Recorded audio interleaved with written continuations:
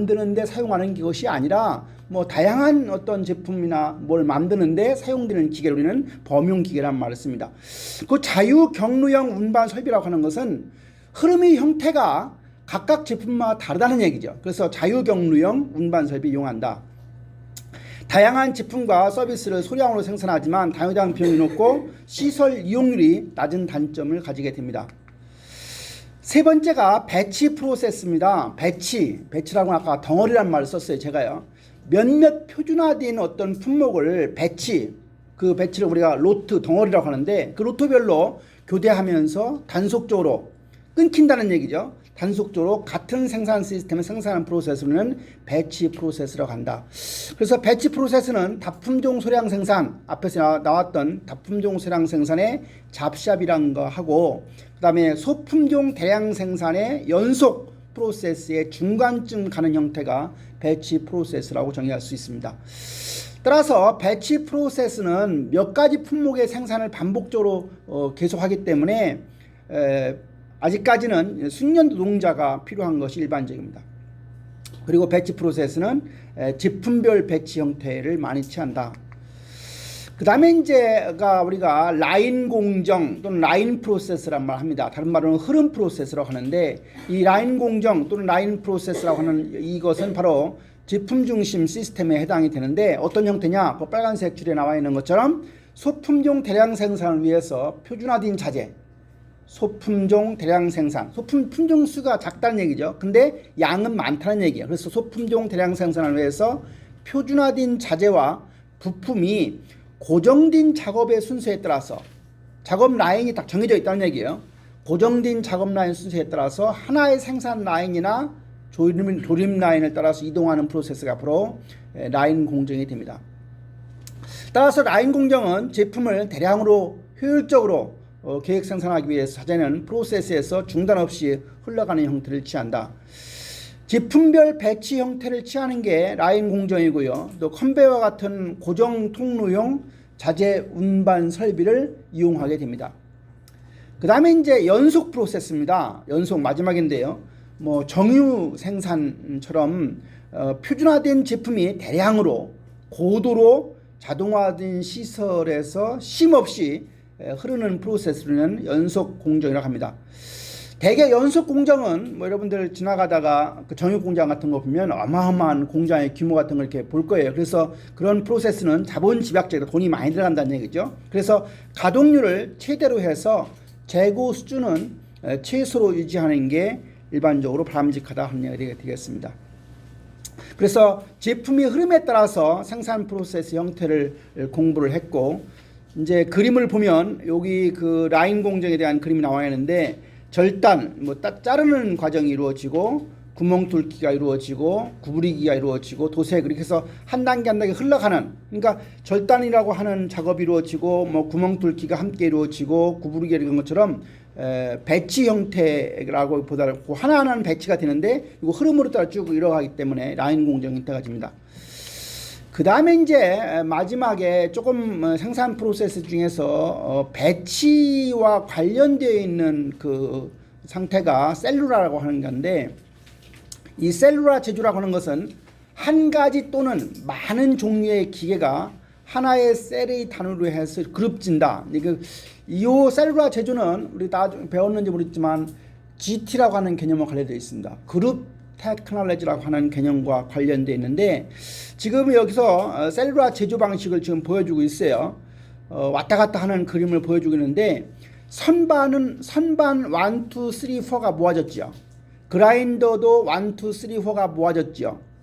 또 무슨 뭐 기어 자르기도 1, 2, 3가 모아졌죠. 드릴도 1, 2, 3가 모아졌죠. 그 다음에 톱도 1, 2, 3, 4가 모아졌고요. 밀링 1, 2, 3, 4가 모아졌습니다.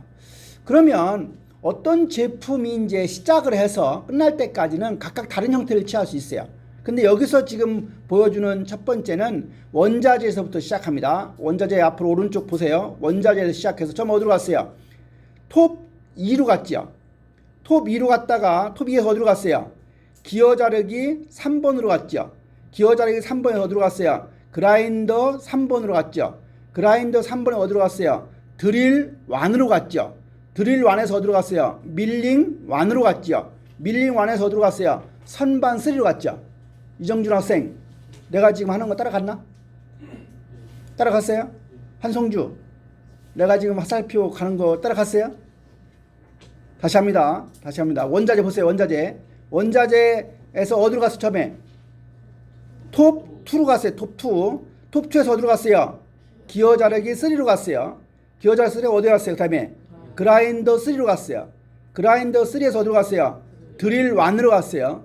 드릴 1에서 어디로 갔어요? 밀링 1으로 갔어요. 밀링 1에서 선반 3로 갔어요.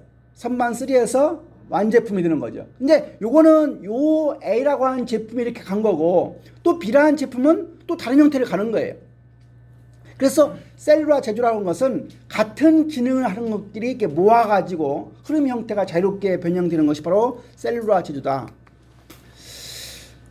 지금까지 이제 생산 프로세스의 형태를 일단 끝나고, 두 번째 형태는 이제 고객 주문에 따라서도 생산 프로세스를 정할 수 있습니다. 세 가지 형태입니다.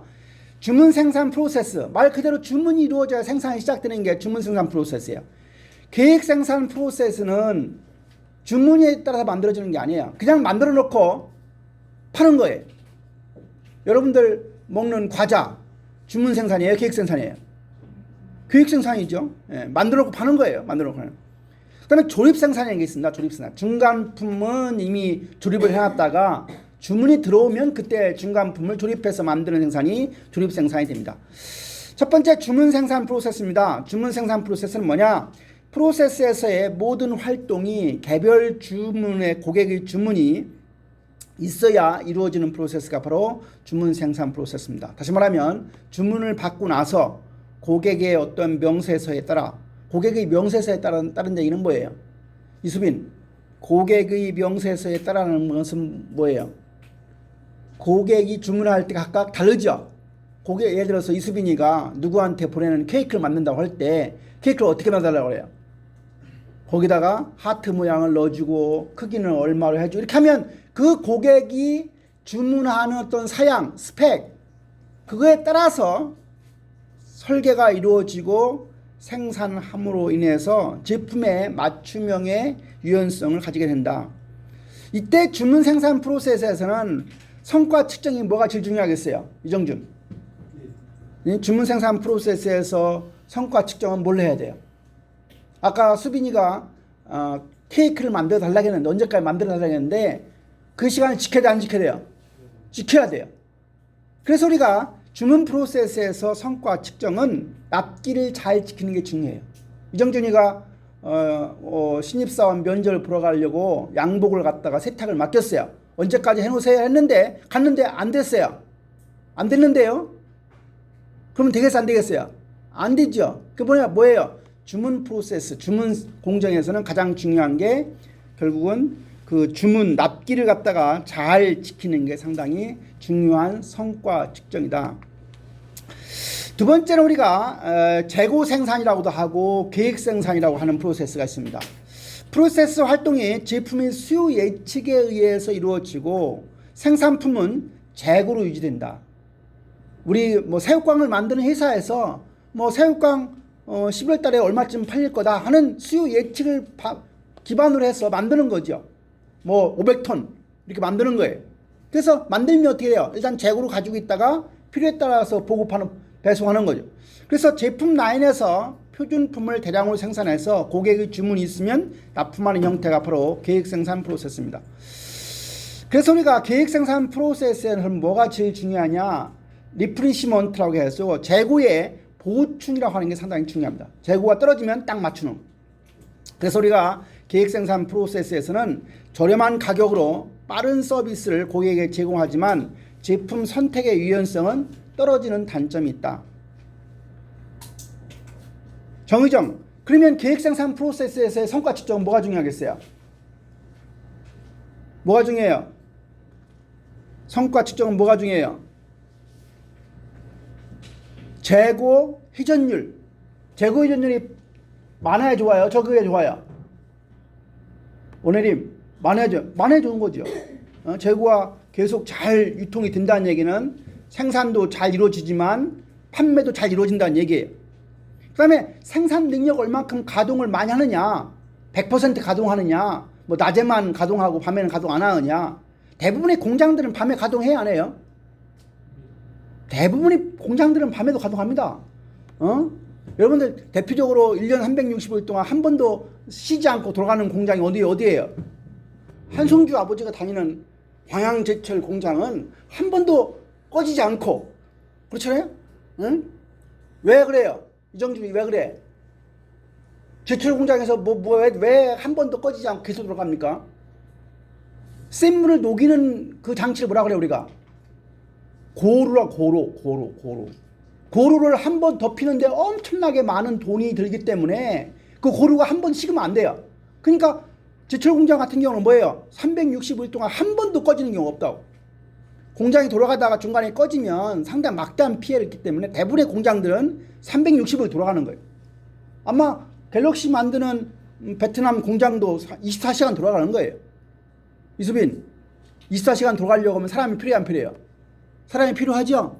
그러니까 뭐가 필요해요? 사람들 근무할 때 24시간 8시간씩 3분의 1씩 근무하니까 교대 근무가 필요한 거예요. 밤에 근무하는 거 좋아하는 거, 낮에 근무하는 거 좋아하나요? 사람들이요? 이수빈, 자네 같으면 밤에 근무하겠어, 낮에 근무하겠어? 낮에 근무해.